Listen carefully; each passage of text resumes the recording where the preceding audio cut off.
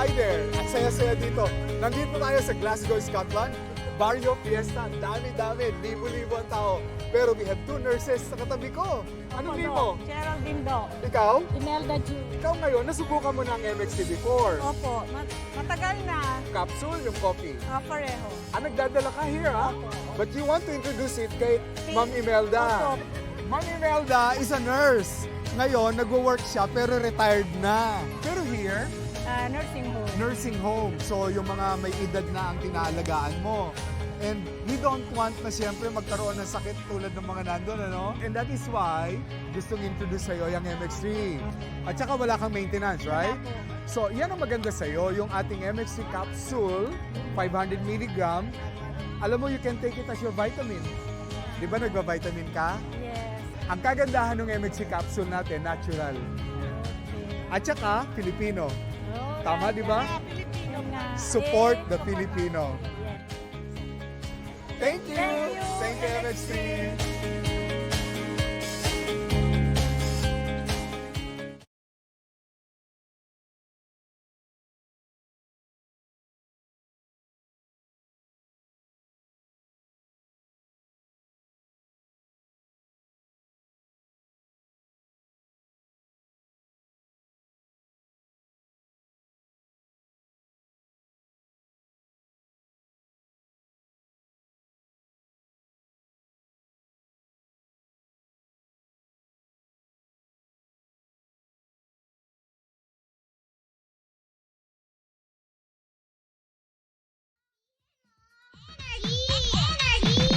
Lihim ng liham. Ang pinakamakulit na girlfriend mo sa balat ng radyo. Isang magandang morning sa inyong lahat! Ako pa rin po nag-iisang girlfriend mo sa radio. My name is Lindsay. Makulit pero may puso, handang makinig sa mga kwento mo. Alam mo, feeling ko kailangan mo na siyang iwan kasi it doesn't make sense.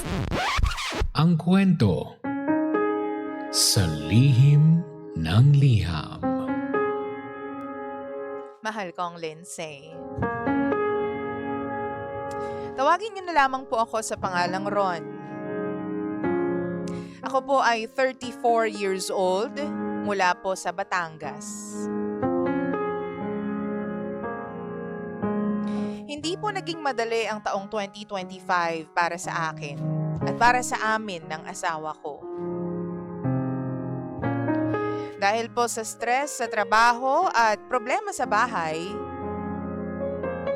halos wala na kaming matinong usapan. Wala na kaming dates. Wala nang tawanan. Yung tipong pag umuwi ako sa bahay, hahainan niya lang ako ng pagkain tapos papasok siya sa kwarto. May iwan akong mag-isa. Minamadali ko ang pagkain para makatulog na rin ako. Pagkagising sa umaga, maliligo, kakainin yung hinanda ni Mrs. at aalis papunta sa trabaho. Wala na kaming sharing ng mga nangyayari sa aming maghapon. Wala nang kwentuhan, daldalan. Yung tipong nagkikita na lang.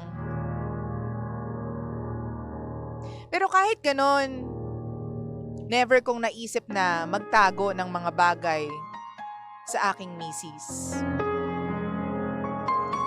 Ang hindi ko alam, siya pala, meron ang tinatago sa akin. Isang mabigat na katotohanan na kailangan kong harapin. Isang sikreto pala niya si kumpare. Si kumpare DJ Lindsay matagal nang malapit sa pamilya namin. Parang kapatid ang turing ko. Laging kasama sa mga inuman. Laging kasama sa paglabas. Kapag nagkakaroon ako ng trouble o ng problema, lagi siyang nandyan. Tulad ng sinabi ko, nagtuturingan kami na parang tunay na magkapatid. May mga problemang pampamilya na sinasabi ko sa kanya. Binibigyan niya naman ako ng solusyon. Dinadamayan niya naman ako. Hanggang sa isang gabi, DJ Lindsay, ginamit ni Mrs. ang computer sa bahay. At nakalimutan niyang i-log out ang kanyang FB. Meron akong na-open na chat.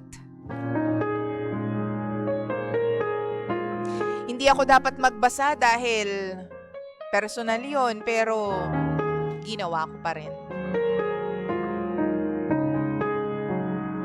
Doon ko nalaman ang lahat. Doon ko nalaman yung mga palihim nilang tagpuan. Yung mga usapan na hindi mo iisiping nagmumula sa taong pinakasalan mo at sa taong itinuring mong kapatid. Mga lambingan, yung honey na tawagan. Huwag ka munang mag-text. Huwag ka munang tatawag. Nandito si Ron. Ako na lang ang magte-text sa'yo pag pwede na. Kumain ka na ba? Huwag kang magpapagutom. Mga text messages na kung tutuusin ay napaka-babaw lang. Pero kapag nagmula sa asawa mo, papunta sa ibang tao, napakasakit, DJ Lindsay.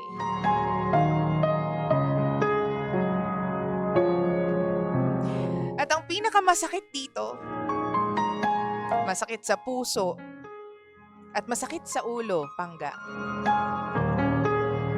Buntis si Mrs. ngayon. Hindi ko alam kung sa akin ba o kay kumpare. Hindi ko alam kung haharapin ko ang dinadala ng misis ko dahil umalis ako sa bahay. Hindi ko sinabi sa kanya na alam ko ang lahat. Bigla na lang akong umalis. At nabalitaan ko na nga lang na buntis na ang misis ko. Alam mo, DJ Lindsay, walang isang araw na hindi ko naisip kung paano nila nagawa sa akin ang lahat ng ito. Kung kayo po ba ang nasa posisyon ko, lalaban ka pa ba para sa pamilya? Para sa mga anak? O tuluyan mo nang isusuko ang lahat? Tama bang kumprontahin ko sila at makinig sa kung anumang sasabihin nila? O tatanggapin ko na lang ang lahat ng ito? Wala nang